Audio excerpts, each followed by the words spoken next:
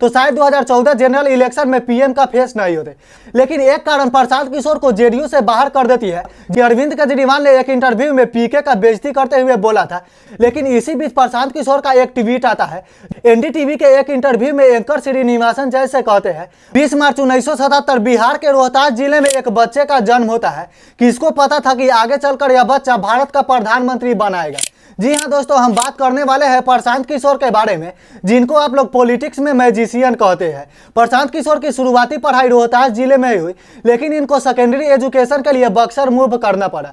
चूंकि इनके फादर श्रीकांत पांडे पेशे से डॉक्टर थे, इसीलिए ज्यादा फाइनेंशियल प्रॉब्लम नहीं आनी थी। सेकेंडरी एजुकेशन कंप्लीट करने के बाद ये हैदराबाद चले जाते हैं और वहां से इंजीनियर की डिग्री प्राप्त करते हैं। साल 2000 से लेकर 2008 तक यूनाइटेड नेशन के एक पब्लिक हेल्थ प्रोग्राम में काम करते हैं और फाइनली 2008 में इनको भारत लौटना होता है।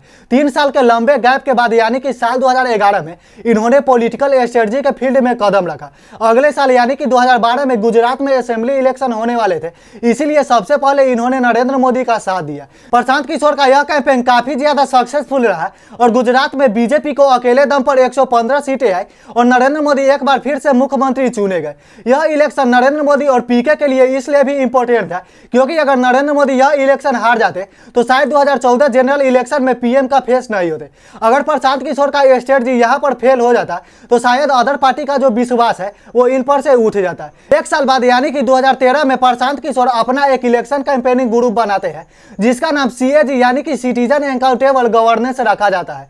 इस ग्रुप का एक्चुअली मकसद किसी भी पार्टी के लिए कैंपेन करना था और उस पार्टी को जिताने का मकसद रखना था। अगले साल यानी कि 2014 में जनरल इलेक्शन होने वाले थे, इसीलिए बीजेपी और नरेंद्र मोदी ने एक बार फिर से इनका साथ मांगा। दोस्तों, यह इलेक्शन कैंपेन भी काफी ज्यादा सक्सेसफुल साबित हुआ और बीजेपी को अकेले दम पर 303 सीटें मिली। दोस्तों, इसके बाद प्रशांत किशोर की जो पॉपुलैरिटी है वो काफी ज्यादा बढ़ने लगी और अदर पॉलिटिकल पार्टी की भी नजर जो है वो इन पर पड़ने लगी। इस इलेक्शन में एक फेमस कैंपेन था चाय पर चर्चा, जिससे बीजेपी को काफी ज्यादा मदद हुई। अगले साल यानी कि 2015 में प्रशांत किशोर अपने ग्रुप का नाम चेंज करके आईपैक यानी कि इंडियन पॉलिटिकल एक्शन कमेटी बना लेते हैं। इसी साल 2015 में बिहार में विधानसभा इलेक्शन होने वाले थे, इसीलिए नीतीश कुमार की जेडीयू ने प्रशांत किशोर का साथ मांगा। दोस्तों, जेडीयू के लिए बिहार में यह समय चल रहा था जब जेडीयू पूरी तरीके से खत्म हो चुकी थी, लेकिन प्रशांत किशोर के इलेक्शन कैंपेनिंग के दम पर जेडीयू 71 सीटें जीती और बीजेपी के साथ अलायंस करके एक बार फिर से वो मुख्यमंत्री बन गए। इसके बाद कुछ साल तक प्रशांत किशोर जेडीयू के ही साथ रहते हैं, लेकिन एक कारण प्रशांत किशोर को जेडीयू से बाहर कर देती है, जिनको मैं अभी आगे बताऊंगा। इसके 2 साल बाद यानी कि 2017 में यूपी असेंबली इलेक्शन होने वाले थे, जिसमें कांग्रेस पार्टी ने प्रशांत किशोर का साथ मांगा, लेकिन यह प्रशांत किशोर के पॉलिटिकल स्ट्रेटजी का पहला फेलियर साबित हुआ। कांग्रेस पार्टी और प्रशांत किशोर के लाख कोशिश के बावजूद यहाँ पर कांग्रेस मात्र 7 सीट पर अटक गई और बीजेपी को 300 से भी ज्यादा सीटें मिली। इसके बाद थोड़ा बहुत क्रिटिसिज्म तो हुआ, लेकिन इतना ज्यादा फर्क नहीं पड़ा। सेम ईयर पंजाब में असेंबली इलेक्शन होने वाले थे, इसमें भी प्रशांत किशोर का साथ कांग्रेस मांगती है। दोस्तों, पंजाब में आम आदमी पार्टी के लिए यह समय चल रहा था जब आम आदमी पार्टी यहाँ पर पूरी तरीके से पीक पर थी। आम आदमी पार्टी एक यंग चेहरा भगवत मान के चेहरे पर इलेक्शन लड़ रही थी, दूसरी तरफ कांग्रेस एक एक्सपीरियंस चेहरा अमरिंदर सिंह के चेहरे पर। आम आदमी पार्टी के कॉन्फिडेंस का अंदाजा इस बात से लगा सकते हो कि अरविंद केजरीवाल ने एक इंटरव्यू में पीके का बेइज्जती करते हुए बोला था कि कांग्रेस को पंजाब में अमरिंदर सिंह के जगह पर प्रशांत किशोर को चुनाव लड़वाना चाहिए। बाद में अरविंद केजरीवाल ने बोला था इसको छापिएगा जरूर, लेकिन जब इलेक्शन रिजल्ट आता है तो सभी लोग शौक हो जाते हैं। यहाँ पर कांग्रेस को 77 सीटें मिलती है और आम आदमी पार्टी मात्र 20 सीट पर अटक जाती है। वो बात अलग है कि अरविंद केजरीवाल अपना बेइज्जती छुपाने के लिए सारा दोष ईवीएम पर डाल देते हैं। आगे चलकर प्रशांत किशोर से बात भी होती है, जिसको मैं आगे डिस्कस करूंगा। अगले साल यानी कि 16 सितंबर 2018 को प्रशांत किशोर को जेडीयू अपने पार्टी का वाइस प्रेसिडेंट बना देती है, लेकिन 2 साल वाइस प्रेसिडेंट रहने के बाद नीतीश कुमार केंद्र सरकार द्वारा पास किए गए 2020 में सीएए पर समर्थन दे देते हैं, जिसको लेकर प्रशांत किशोर काफी ज्यादा गुस्सा हो जाते हैं और पार्टी में रहते हुए भी जेडीयू की आलोचना करने लगते हैं, जिसके कारण नीतीश कुमार जो है वो अपने पार्टी से इनको निकाल देते हैं। अगले साल यानी कि 2019 में आंध्र प्रदेश में वाईएससीआरपी का साथ देते हैं, जिसके बाद वहां पर जगन मोहन रेड्डी को मुख्यमंत्री बनाते हैं। साल 2017 पंजाब इलेक्शन रिजल्ट पर वापस आते हैं तो इसके बाद अरविंद केजरीवाल प्रशांत किशोर को फोन करते हैं और एक अर्जेंट मीटिंग के लिए बुलाते हैं, जिसमें साल 2020 में होने वाले दिल्ली विधानसभा इलेक्शन से रिलेटेड बात होती है।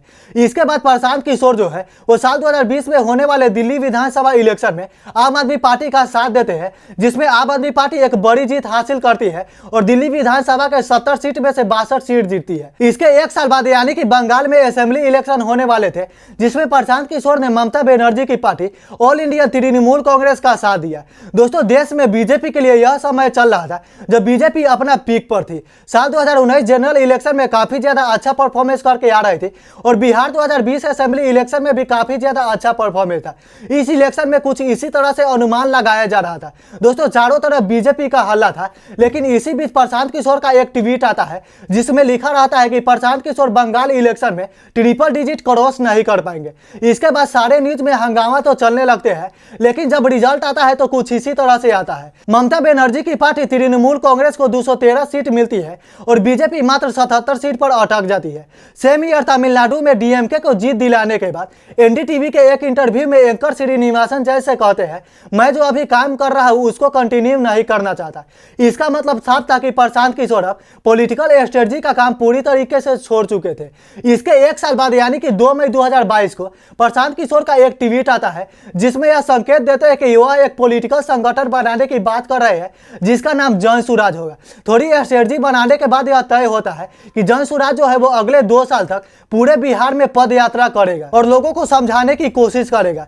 प्रशांत किशोर का मकसद 2025 से असेंबली इलेक्शन से पहले अपने पार्टी का गठन कर लेना था, जो बीते 2 अक्टूबर 2024 को हो भी चुका है। इस पार्टी के पहले कार्यवाहक अध्यक्ष मनोज भारती को चुना गया है, जो कि मधुबनी डिस्ट्रिक्ट से आते हैं और एक दलित समाज से आते हैं। दोस्तों, शुरुआती में जो लोग इस पार्टी को ज्वाइन कर रहे हैं उससे यह लग रहा है कि यह पार्टी जो है वो काफी ज्यादा एजुकेटेड होने वाली है और सभी पार्टियों से अलग होने वाली है, ऐसा हमारा ओपिनियन है।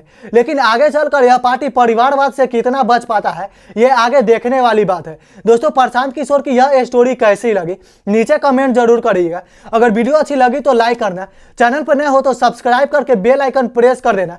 तब तक के लिए जय हिंद, वंदे मातरम।